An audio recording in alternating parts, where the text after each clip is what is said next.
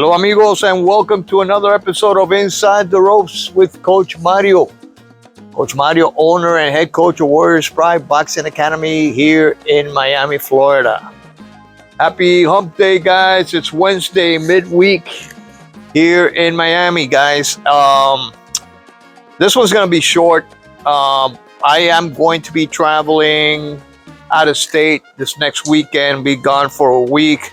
It's my most overdue vacation time with my wife. We haven't been in vacation for a while. We've been busy, and then with my diagnosis last year of renal cell carcinoma, it's been kind of hard. And, thank God, and I want to give so many thanks to God that He has actually delivered me from cancer, and I'm recuperating right now. I'm getting better every single day, getting stronger. I've been working for about, got out of the hospital 4 days, and after 4 days, and then it took me over a month at home and pain and everything else. Underweight, lost a lot of weight, muscle mass. You name it, guys. It hasn't been easy, but little by little, I've been recuperating. Today, for the first time, I actually went and did something that I haven't done in a long time. That's going to the rifle range and enjoy just target practicing. And I still got it. What I learned in the Marine Corps, I haven't lost it, guys. But I want to thank you guys who prayed for me, and I want to thank everybody. But I'm cancer-free, thank God. That was the last diagnosis. Came back after all these tests. I still have to do some more tests periodically, but hopefully it will be all right. But living with one kidney from now on, all right? So I got to take care of that last one that I have. But today I'm going to talk about something that has been discussed in the past. And some people might think this is something new that only one or two people, and we're talking about YouTube creators, have mentioned before. But this has been mentioned in one way or another for a while back. And we're talking about Suriel Matias and the rehydration clause of the IBF, and that's been talked by many people. All right, this is nothing new. It is not something that I came up with. It is nothing that Punch Drunk came up with. It is nothing that other people came up with. This has been discussed many times, one way, shape, or another. Everybody has contributed in their own way, their own views of how the rehydration clause of the IBF has actually either helped or hurt Matias in one way or the other. All right, now that's one thing we're going to discuss today. Has it hurt Matias? Has it helped Matias? What would Matias be able to achieve if there was no rehydration clause by the IBF? What would Matias' career would be like if he was boxing for another organization, WBC or WBO, one of these other organizations?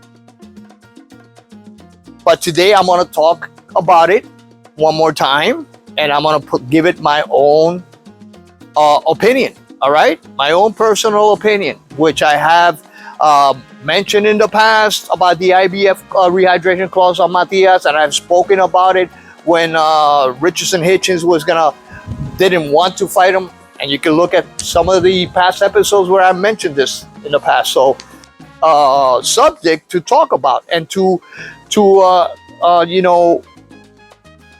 dive into a little bit more, and I know some other people are going to continue talking about this specific situation with Suriel Matias. And hey, it's a free country. Anybody can do whatever they want. And we all want to hear what other people's opinion is about Suriel Matias' future, Suriel Matias fighting for another organization, Suriel Matias fighting for a unified title. What would that look like? We're going to go over all that today, and I'm going to tell you my perspective, all right? So as you all know, Suriel Matias fights for the IBF. If you didn't know this, let's go over the IBF rule. The IBF rule states that a fighter cannot weigh more than 10 pounds on fight day of the agreed upon weight that they have in their contract. So let's say, for example, let's talk about Matias. Okay, Matias is the junior welterweight champion of the world, all right? Or the super lightweight champion of the world, however you want to call it. Back in my day, we used to call it junior welterweight, all right? That was the weight division where I fought several times, junior welterweight, and I fought also as a lightweight. So at 140 pounds, he has to weigh the day before the fight. He's got to be at 140. The IBF is the only organization that does not allow the boxer to rehydrate as much as he wants, all right? He has to rehydrate no more than 10 pounds on the day of the fight. And I believe they weigh him the day of the fight, early the day of the fight, and then he can gain some more weight, all right? So what I'd like to know would be the following. How much does Matias rehydrate after the weigh-in the day of the fight? If he weighs 150, let's say 148, 149, that's something that I don't think anybody has asked his coach, Panda Nahar. I don't think anybody has asked him that question. Please clarify if you have heard it before. Please contribute and make your comments known to everybody. But I have never heard anybody say, well, Matias, the day of the fight, he did weigh beneath the 150-pound limit, you know, the rehydrated limit, 10 pounds over 140. Yeah, he didn't weigh over that. But then how much did he weigh the night of the fight? How much weight can you put in, can you gain from one morning till nighttime? And we're talking maybe, I don't know what time they're weighing him, maybe 9 a.m., 10 a.m. And if anybody knows, please let me know. Just put it in your comments right now. What IBF rules? What does it say regarding weigh-ins the day of the fight? What time is the weigh-in? Is it in the afternoon? Is it in the morning? All right. That's a very good question to ask. I haven't been able to find it. So, how much can somebody, and not everybody's the same, guys. Some people gain a lot of weight, like, Devin Haney, he rehydrates like 20, 25 pounds. So he's like a middleweight when he steps inside the ring against his opponent. He's always been a weight bully against other fighters, and now he got bullied himself. So I don't think everybody has the ability of absorbing and rehydrating so much weight the day of the fight as Devin Haney, or is comparable to Devin Haney. I don't know what Matias goes up in weight, but he looks slim when he's fighting. He looks slim when he's fighting. He doesn't look as huge as Ryan Garcia looked. So that's one thing I would like to know. How much, and my opinion, guys, this is just my opinion, Coach Mario's opinion. I don't think he goes too much over 150 pounds because he wants to be fast. He wants to be, nimble. He wants to be good on his feet. He wants to be able to move around. He doesn't want to be too heavy. All right? And it's worked for him so far. So Matias has been on a roll since he started at 140. He's knocked out everybody and top level opponents. Top 10 ranked opponents, whether you know them or not, they have been ranked in the top 10 of the IBF, all right? As high as number one, Jeremias Ponce was ranked number one in the IBF. Ergashev was top 3. And some of these other fighters were highly ranked. Are they highly ranked now? I don't know. By the IBF after losing against Matias. But at the time when Matias fought him, they were undefeated and they were highly ranked, all right? So let's say let's play devil's advocate here. And let's say that Subriel Matias goes and tries to unify the title against either Teofimo Lopez, Devin Haney, or Pitbull Cruz. How would he, under the rules of unification bout, the IBF rules does not apply? All right, so the rehydration clause of the IBF does not apply under unification scenarios. So, do you think Matias would go up really heavy? Let's say 160, 158, like a junior middleweight? Or would he stay right around 150 pounds where he has been very successful? And that is a very good question. And last time in my last video, I said, well, Matias would be a beast if he didn't have the rehydration clause. But I've been thinking about that. Would he really be a beast? I mean, at 160 pounds, would he be able to do everything he does now so well at 160 pounds? So those are questions that still remain to be answered. Those are questions that I'm looking forward to have the answer to once Matias is able to unify or fight one of these other guys. All right. Well, Pitbull Cruz, for example, who is a little guy, he's 5'4". This guy, I think he's fighting on his walk-around weight. I mean, 140, that's probably his walk-around weight when he's not training, because he's a very short guy. So 140 is a good weight for this kid, right? I don't think he hydrates more than 10 pounds. I can't see Pitbull Cruz weighing 150, although he's a stocky little guy. I think, a lot of weight would hurt him, in my opinion, right? It would slow him down. But a little guy, good little guy versus a good big guy, like we're talking about Matias.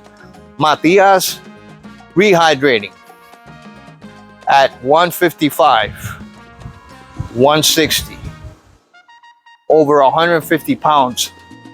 I think he might be doing that already. Not 160, but maybe 152, 153. So is that a good weight for Matias? Would he be able to handle a come-forward fighter like Pitbull Cruz? And that's one thing that a lot of people are talking about in this channel is we have this guy that I think he wrote like 100 times, Pitbull sleeps Matias. Pitbull sleeps Matias. Like 100 times. I had to, take this guy out of the channel because he kept on writing the same thing over and over without any type of explanation, without any, type of intelligent type of assessment why he thought that Pitbull sleeps Matias. He just kept on writing Pitbull sleep Matias, over 100 times. So I had to take out his comment because he kept on, or hide his comments from the channel because he kept on saying the same thing. So why, if you're a Teofimo Lopez fan, if you are a Devin Haney fan, if you're a Ryan Garcia fan, if you're a Pitbull Cruz fan, why do you think your fighter, what does he need to do in order to beat a guy like Matias? And like I was saying about Pitbull, Pitbull has never fought a guy like Matias. Liam Paro has never fought a guy like Matias. A lot of people are saying, oh, he sparred with, Shakur Stevenson. Matias is not Shakur Stevenson. Matias is not that kind of a fighter. Has Liam Paro ever fought? Has Pitbull Cruz ever fought a guy that comes forward and is going to make you backtrack? He's going to make you, fight off your back foot and constantly be going backwards instead of going forward.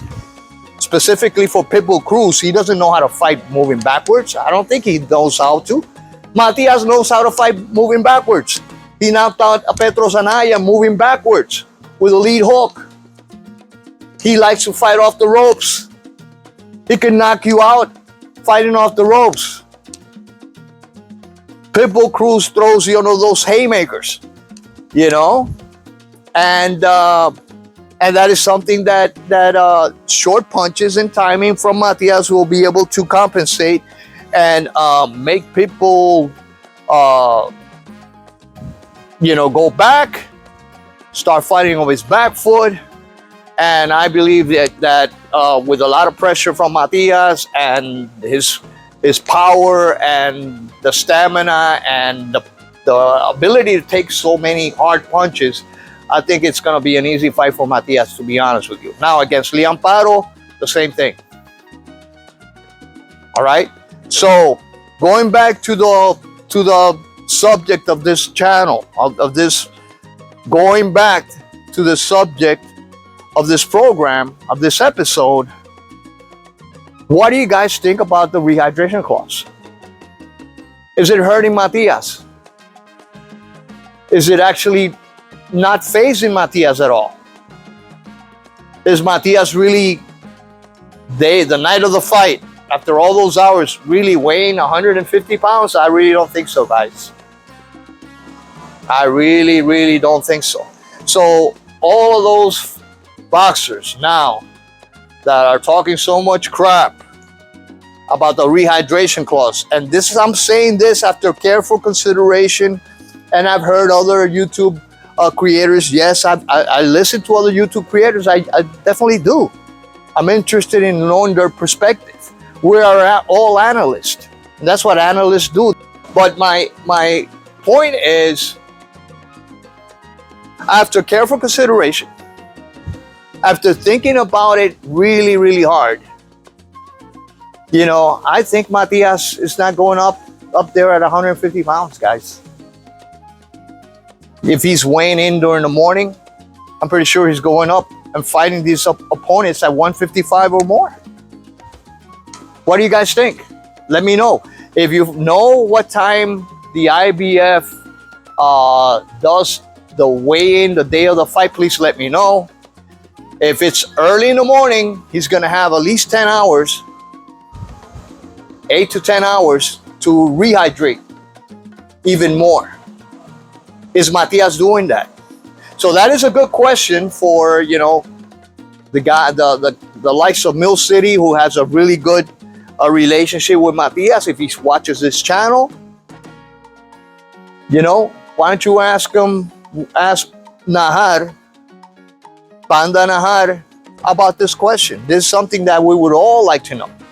All right, we would be very interested in knowing how much Matias rehydrates the day of the fight, and some other questions revolving around Matias' weight the day of the fight. Would it hurt him weighing more?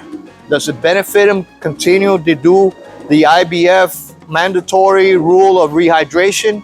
And that's why I say a lot of fighters out there, they're using that as an excuse, because you can weigh 150 in the morning, and then the night of the fight, 8-10 hours afterwards, you can weigh 6-7 pounds more. So really rehydrating 15 pounds at least from the 140 pound weight division. So it's a bunch of baloney and excuses not to fight Matias. All right, that's what it is. It is an excuse not to fight Matias. So rehydration clause, I don't think it hurts Matias, to be honest with you. Rehydration clause, I don't think Matias is a better fighter, like I said in the past, or could be a better fighter if he didn't have the rehydration clause, or could be stronger if he didn't have the rehydration clause. I don't know, guys. I'm really doubtful about that, because Matias has been fighting at that weight division for 12 years. He's used to making weight. He trains really hard. And I don't think that is an issue for Matias at all. All right? Anyway, guys, this is what I had to say for today. Please let me know what you guys think. Please remember, like, share, and subscribe. All right, guys. A lot of you guys are watching this channel but not subscribing. So let's go. Let's help this channel reach new numbers. We're almost at 2,000. I want to get all the way to 10,000. You know, if you guys help this channel and promote it and make your comment and share with your friends, we'll be able to do that this next year. Anyway, guys, until next time, this is Coach Mario, owner and head coach of Warriors Pride Boxing Academy, with another episode of Inside the Rope, saying hasta la vista. God bless you all, and peace.